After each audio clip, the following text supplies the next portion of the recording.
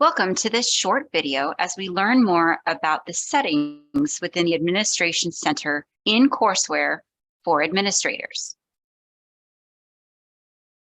Administrators have a lot of different settings that they are able to either allow access for teachers to change and manipulate and/or to lock down from the top level. So at this top level of account, we have in the black bar what we call the Administration Center.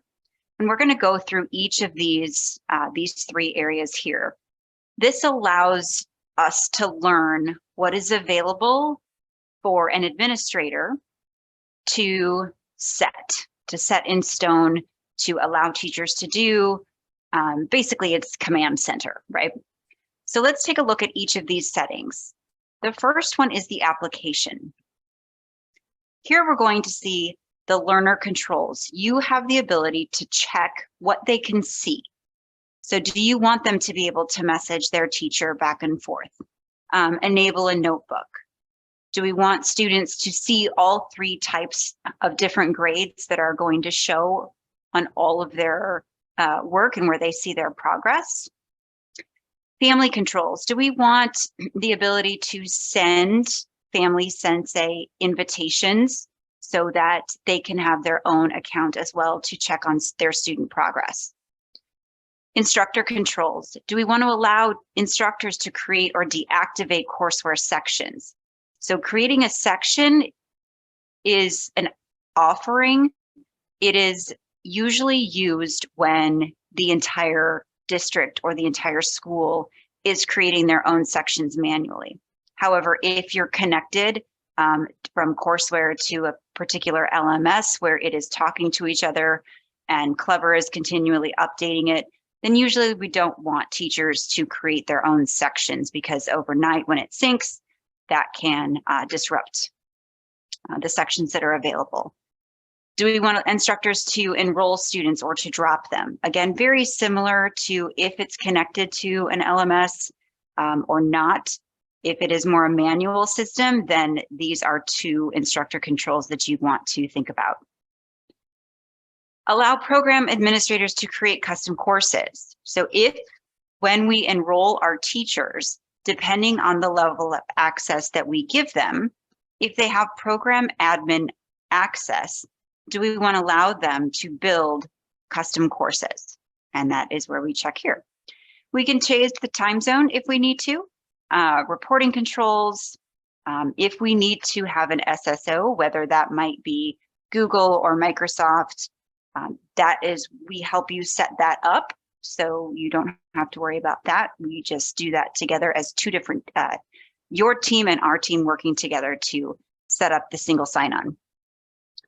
And then depending on the single sign-on options, password requirement settings. So if we forget this one, it requires administrators or instructors are set.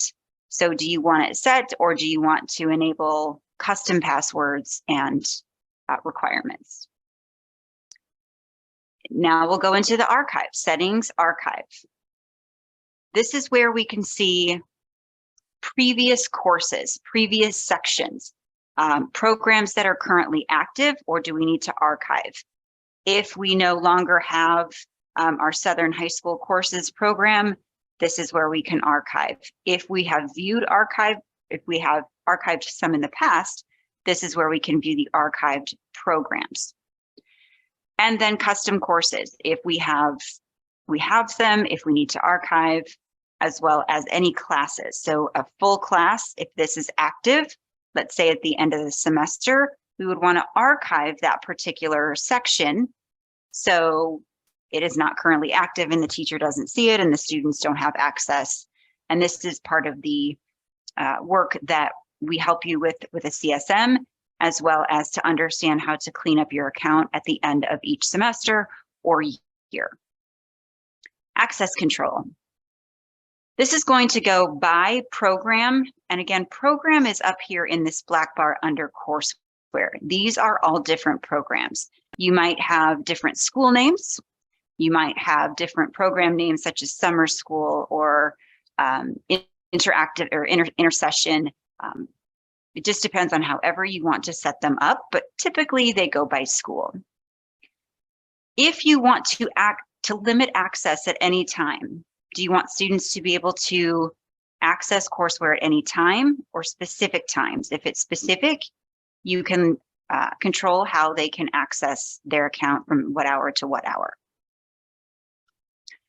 Okay, then we can, so that's the time.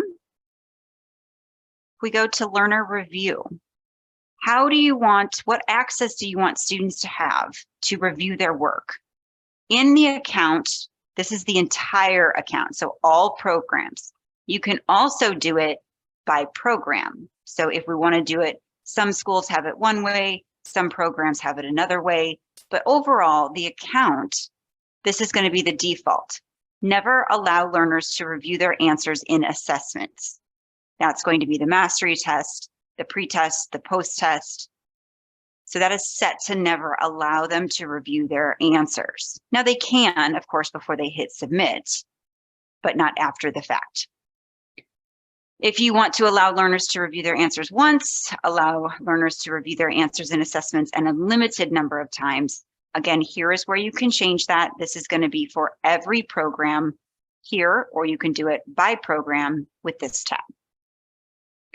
Courseware test security. One of the features that teachers have control over, as well as admins, is do we want to just make sure that we lock the pretest automatically? Teachers don't have to go in and do that for each section. Do we want to lock the post-test? And do we want to lock the end of the semester test? This is highly recommended because we don't want students to just skip to the pretest or skip to the post-test or skip to the end of the semester test. We want them to work through the course, and then when they are ready for this, the teacher does have to unlock it, but it just helps a little bit with the security and knowing maybe they need to be in person, maybe they need to be monitored. So it just depends on if you would like that to happen. And again, you can do it at the account level or the program. This is another option that teachers have access to if you do not change it at this administrator level. Mastery tests are the end of lessons. They're the end of lesson quizzes. So they have a lesson, I would call it a chapter, and then they will take a mastery quiz. We can set it to how many attempts do we want them to be able to take that. Meaning, if they take the test and they do not get an 80%, this will, if we do 3 attempts, it's going to allow the student to go back through the tutorial, and then the mastery test will unlock itself. And how many times you would like that to happen before it totally locks, where the teacher has to unlock it, that is up to here at the administrator level, where you control it for all, or you can allow teachers to change it at their own account level too, per class.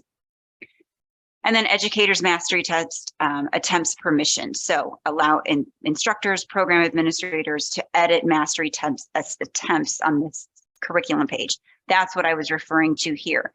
If we don't set anything here, then we would want to check this. If we do set something here, then we would uncheck this because we don't want to allow anybody to make any changes if we have set a policy at the admin level. Right, curriculum options. Again, account level or program level.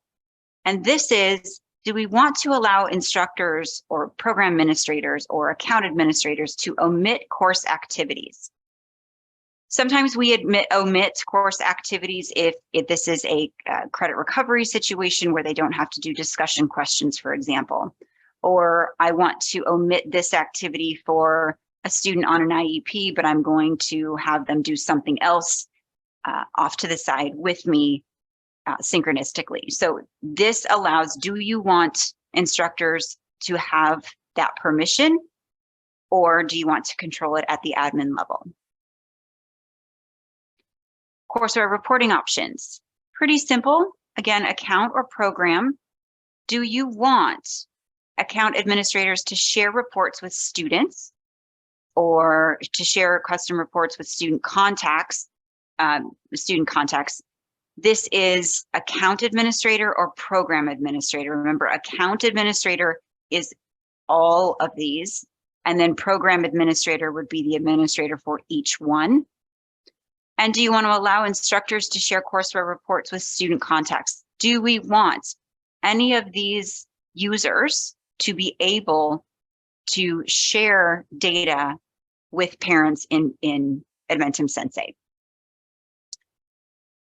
And courseware pacing options. This is, again, account or by program, and allow learners to view target pacing dates for courseware activities. This is really important. It's one of the things that we are really excited about with courseware, because if we put the start date and end date in the section, then it will generate suggested due dates on target grades for each of the courseware activities. So we like to have learners be able to see that, but if it needs to change by program, or if that's just not something that's important, then you can uncheck that. So we covered the settings. Now let's go to the gradebook. Remember, the purpose of this webinar is to show what can we do at the admin level that is going to affect all of our programs, or we can do it by program, as well as relinquishing control to teachers.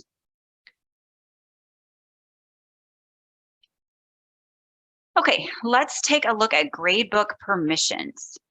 This is saying how much control or how many permissions do I want to allow my teachers to have in their gradebooks? Do I want to allow grading scale permissions to change, or do I want to keep it the same at the admin level? Same grading scale, percentage-wise, equals an A, equals a B. Categories and weights, do we want them to be able to change? For example, the unit test to the end of semester test is worth 30% of their grade, or do we want them to be able to change that as needed? Giving them credit once the course is finished, do we want to allow them to grant credit? And do we want to allow them to have the opportunity to drop a score in their account? So in their gradebook, they do have the option to drop a score, completely erase it. And do you want them to have that permission? So you can do that by the account level or the program. All right, grading scales. This is what we talked about, right? Do you want teachers to change this? But here is where you can control this. So right now, this is where it's going to be set. Right here, we can allow usage. We can create a custom scale if we wanted to, or we can view what is in here. An A starts at this percentage, B at this percentage, or you can change it, and that will make it the same across the account or by program. And so here is where you can give all the other grading scales changes that you would like. Tracking credits. If this was a credit-bearing course, we do want teachers to mark it as credit. But if we need to change anything, then we can do that. But it would be no credit or original credit or recovery credit. They're able to make that decision. The last one I'm going to review is programs. Programs, as we mentioned up here in the black bar, these are the different types of programs going on in our school. Again, is it summer school? Is it intersession? Is it by school location? Maybe this is a national distance learning account and we have different states. So however the admin wants to set it up, it's really giving access. Do we want to be able to create a program or have that be done at the administrative level? So here is where we can say, in my exact path, how many students, what is the role, and be able to check on the learners. So here's instructors and program administrators. Do we need to unenroll them? Where are they? So this is by program and who are my users, locations, program course catalog, what courses are available to this particular program, and then instructors that are designated to this particular program. We have reviewed a lot in the administrative settings and the administration center. It's in the black bar up at the top, and you'll want to make sure that as an admin, you go through each one to see if you want to set it at a very high level, which will apply to every program and across the board, or if you'd like to give individual teachers a little bit more autonomy in how they grade and what controls that they have. So thank you for joining us as we have learned more about the Administration Center in Courseware.